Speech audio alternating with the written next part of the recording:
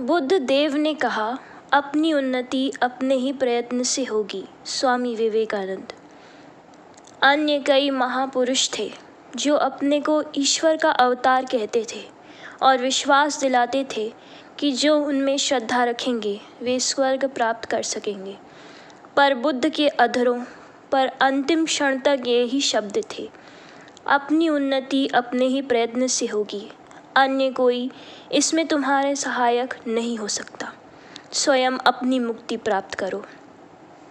अपने संबंध में भगवान बुद्ध कहा करते थे, बुद्ध शब्द का अर्थ है आकाश के समान अनंत ज्ञान संपन्न। मुझ गौतम को यह अवस्था प्राप्त हो गई है।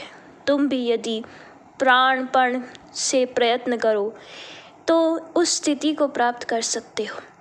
बुद्ध ने अपनी सब कामनाओं पर विजय पा ली थी। उन्हें स्वर्ग जाने की कोई लालसा ना थी और ना ऐश्वर्य की ही कोई कामना थी।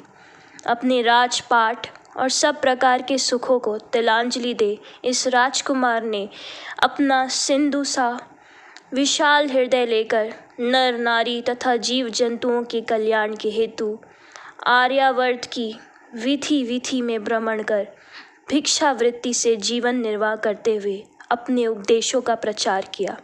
जगत में वे ही एकमात्र ऐसे हैं जो यज्ञों में पशु बलि निवतरण के हेतु किसी प्राणी के जीवन की रक्षा के लिए अपना जीवन भी निर्झावर कर देने को तत्पर रहते थे। एक बार उन्होंने एक राजा से कहा, यदि किसी निरीह पशु के होम करने से तुम्हें स्वर्ग की प्राप्ति हो सकती है तो मनुष्य के होम करने से और किसी उच्च फल की प्राप्ति होगी। राजन, उस पशु के पाश काटकर मेरी आहुति दे दो, शायद तुम्हारा अधिक कल्याण हो सके। राजा स्तब्ध हो गए।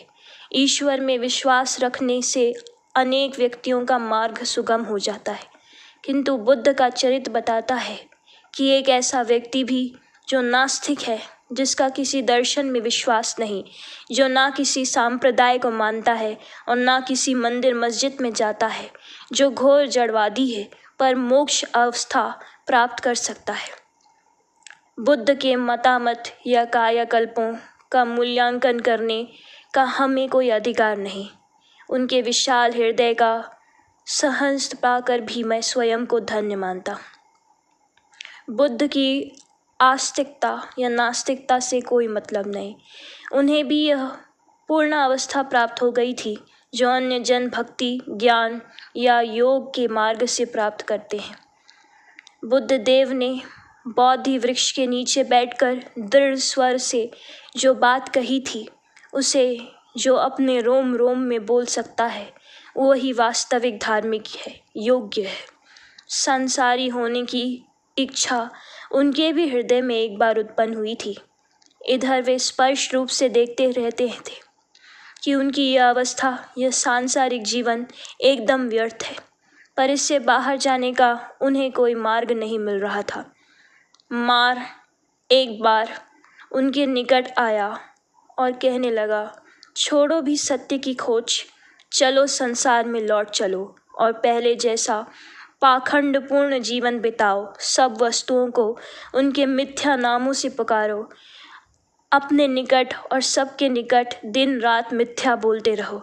यह मार उनके पास पुनः आया था, पर उस महावीर ने अपने अतुल पराक्रम से उसे उसी क्षण परास्त कर दिया।